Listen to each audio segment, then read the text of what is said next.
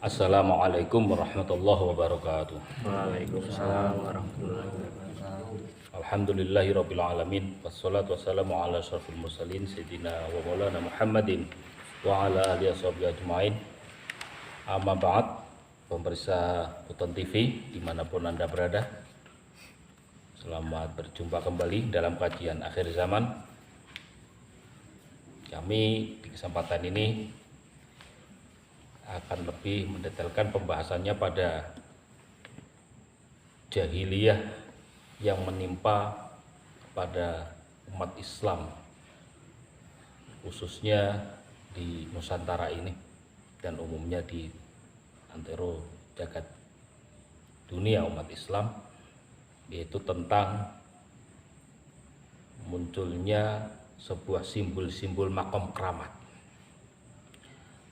bahwa manusia setelah meninggal, bila ia orang yang soleh, tentunya husnul khatimah, dan roh dan sukmanya disowankan setelah dicabut oleh malaikat Israel, disowankan oleh malaikat Mungkar Nangkir, dihadapkan pada Allah.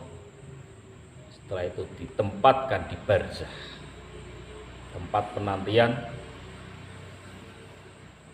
bagi orang-orang yang husnul khotimah. Yang kedua, nasib orang-orang yang tidak husnul khotimah ketika meninggal.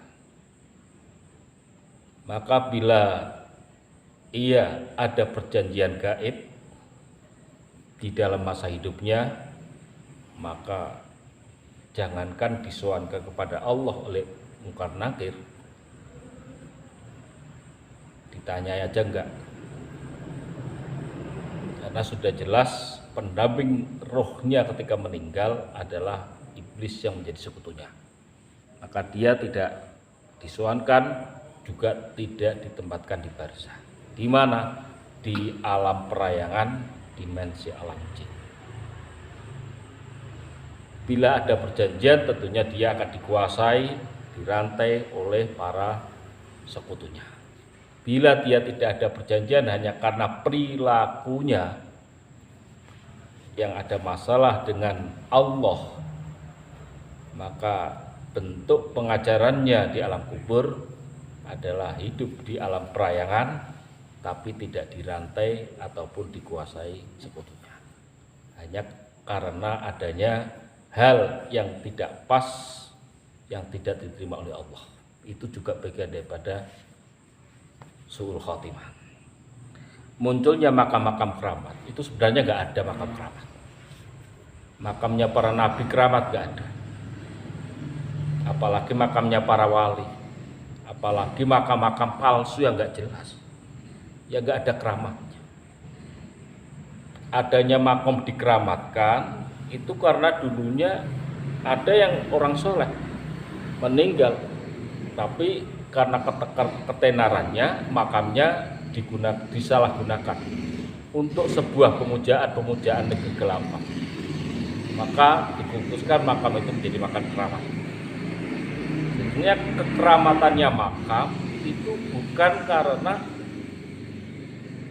sahibul makam itu sendiri, tapi memang dipergunakan oleh para jin setan untuk sebuah pemujaan.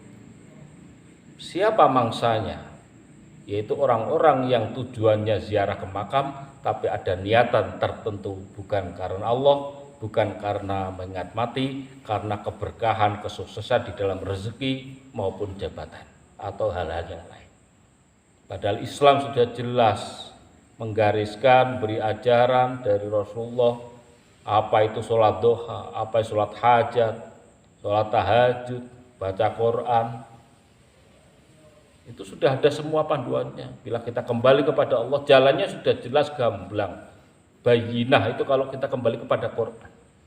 Tapi banyak umat sudah disesatkan oleh kegelapan sehingga mengkultuskan makam-makam menjadi keramat. Setelah ziarah ke sana diberi kemudahan ini. Setelah tapat di kuburan sana diberi kelebihan seperti ini dan dikeramatkan. Itu sebenarnya keramat iblis. Bukan keramat Allah, bukan keramat wali, itu adalah keramat iblis, istidrak dari Allah Subhanahu wa taala. Yang kami sayangkan para penganjur, pembimbing yang membimbing orang-orang awam yang menjadi umat Rasulullah ini, sayangnya para tokoh-tokoh agama. Kenapa tokoh agama sampai seperti itu? Karena tidak tahu. Jadi, bukan karena apa, memang tidak tahu tentang hal kegaiban yang berhubungan dengan syirik khafi itu memang sangat lembut. Tokoh yang diwalikan ya tidak tahu, ulama juga tidak tahu, karena ini yang tahu kebenarannya yang sejati adalah para utusan akhir zaman dan para pelaku akhir zaman, karena memang diajari, dibimbing tentang hal itu sehingga tahu. Kalau hanya ulama-ulama biasa atau agama meskipun itu kelasnya nasional, ya tidak tahu. Tapi yang disayangkan ketidaktahuannya dia menyesatkan kepada umat. Ini yang sangat disayangkan. Sehingga dia menjadi dhalun mudillun, orang yang sesat dan menyesatkan. Dalam surat Al-Kahfi ayat 5, ma lahum bihi min ilmin wala li abaihim kaburat kalimatan takhruju min afwahihim iyaquluna illa kadiba. Mereka tidak punya ilmu tentang hal kegaiban untuk hal itu. Mereka tidak punya ilmu. Juga guru-guru mereka tidak punya ilmu ke situ. Untuk membedakan anak ini iblis ataupun ini malaikat, banyak yang ketipu.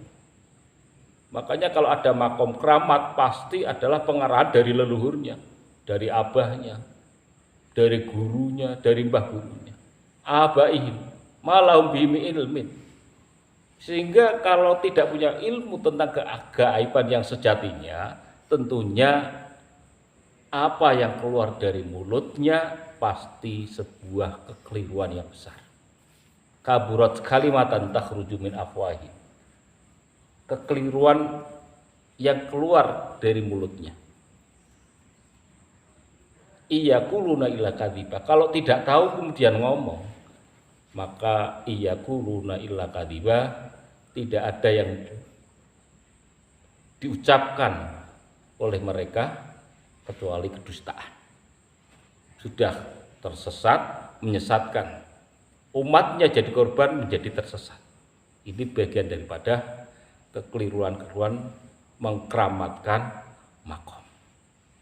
Apalagi di akhir-akhir tahun 2000 ke sini, 1990-an ke sini, banyak munculnya makom-makom, banyak diramaikannya makom-makom, maka itu adalah gejala kerusakan akhir zaman.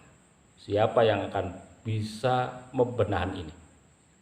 Kita mengingatkan kepada para tokoh-tokoh pelaku ini, tentunya mereka tidak mau, karena sudah tertutup hatinya.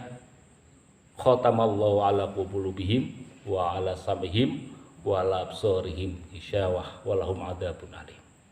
Tapi tetap kita sebagai pengkaji tentang akhir zaman dan penyakit zaman, hadza zaman, tetap kami tidak bosan-bosan mengingatkan, mari kita kembali ke ajaran Al-Quran yang sebenarnya, ajaran Rasulullah yang sebenarnya, bukan mengkultuskan makam, bukan kalau mau sukses harus ke makam, karena di situ bukan tempat sukses. Andai kata ada kesuksesan di makam, pasti itu adalah pemujaan, bisa dipastikan. Bila kita berziarah kepada salah tokoh, ziarahlah tokoh-tokoh yang jelas, dan jangan berniat macam-macam, tapi berniatlah mengingat kematian, mengenang sejarahnya. Lah kalau makom-makom palsu yang muncul, yang tadinya bukan makom jadi makom, apalagi makom-makomnya ini kemudian yang tadinya makom para tokoh Nusantara dibalikan menjadi tokoh yang di luar Nusantara, sudah sesat, tidak tahu, menyesatkan, dan ada udang di balik batu. Maka ini adalah perilaku khurafat, karena tidak tahuannya jahiliyah Mekah, perilaku hawa nafsunya, karena ada niat di balik udang, niat ada udang di balik batu, penyakitnya orang Yahudi, dan dia mengucap apa yang tidak tahu, sesat dan menyesatkan adalah penyakitnya orang-orang Nasrani, kumpul jadi situ. Inilah penyakit akhir zaman tentang makom keramat. Sekali lagi, bahwa makom keramat itu tidak ada. Siapa yang mengkampanyekan tentang makom keramat, maka itu adalah sesat dan menyesatkan. Kita kembali kepada ajaran yang sebenarnya yang dibawa oleh Rasulullah dalam Al-Quran. Jangan mengkeramatkan tentang makom. Bukan kita mencegah ziarah, tidak.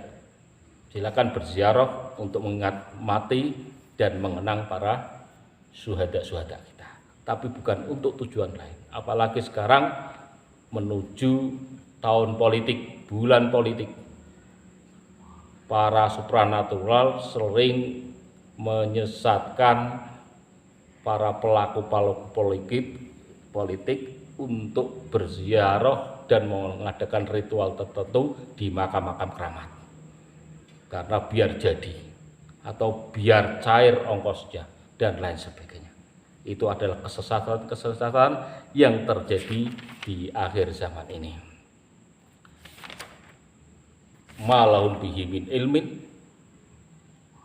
wala li abaihim kaburat kalimatan takhruju min afwahim iyaquluna illa kadhiba. Justru ini yang sangat disusahkan oleh Rasulullah karena melencengnya tentang akidah. Bukan masalah pengakuan-pengakuan sebagai cucu Rasulullah, karena itu adalah urusan pribadi Rasulullah. Yang paling keras Rasulullah adalah ketika akidah-akidah ini dilanggar. Saya dulu juga sempat seperti itu waktu dalam kami masa-masa jahiliyah. Tapi alhamdulillah setelah mendapat petunjuk dari Allah lewat para kekasih-kekasih Allah di akhir zaman ini, sehingga kita dikasih tahu benar tentang bagaimana sebenarnya tentang makom ini.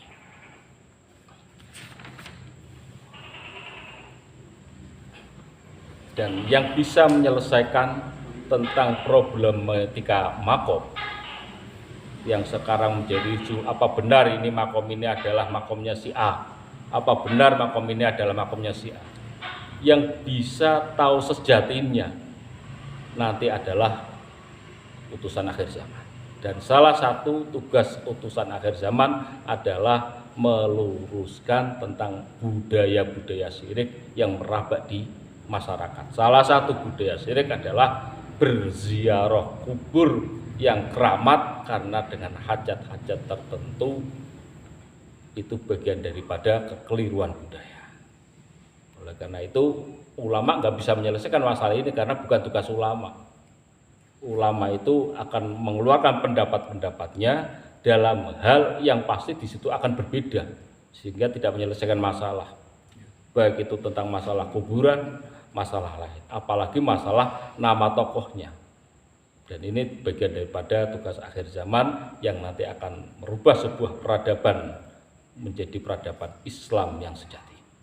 Kami mengingatkan di sebuah ayat surat Al-Baqarah, juga di surat-surat lain yang lain juga ada, ketika Allah meringatkan pada kita, ya ayyuhalladzina amanu dukhulu fis-silmi kafah, wahai orang-orang yang beriman, masuklah kamu ke dalam Islam kafah secara totalitas.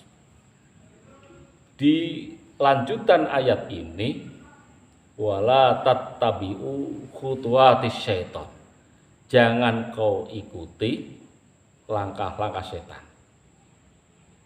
Innahu lakum aduwwum mubin, karena setan adalah musuh kamu yang nyata. Bagi orang-orang yang Islamnya kafah, tidak akan mengkeramatkan makom. Tapi bila ada tokoh agama yang mengkeramatkan makom, berarti silminya tidak kafah. Apalagi menyalahgunakan makom untuk niatan-niatan tertentu tentang hubungannya dengan kekuasaan dan kultus-kultus yang lain. Itu lebih dari itu lagi. Marilah kami mengajak kepada umat untuk mengikuti agama Islam secara totalitas. Al-haqqu bayyinun wal batilu bayyinun, bahwa hak itu jelas, tidak remeh-remeh. Batil juga jelas.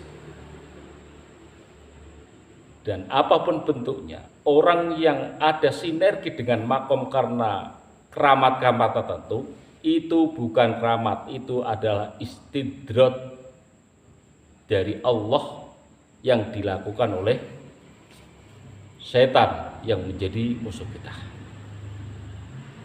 Demikian yang sikap kajian kita tentang hal makom keramat.